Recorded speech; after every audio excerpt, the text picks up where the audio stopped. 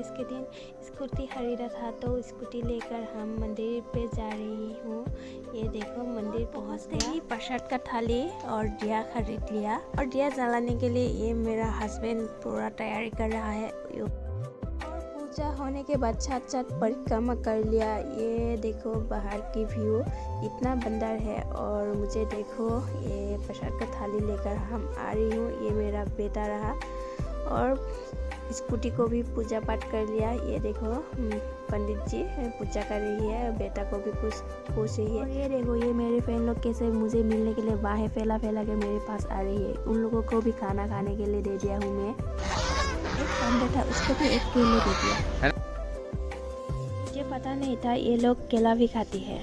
मंदिर में आकर इन लोगों के साथ टाइम बिता कर इतना सुकून मिला कि घर जाने का मन ही नहीं कर रहा है।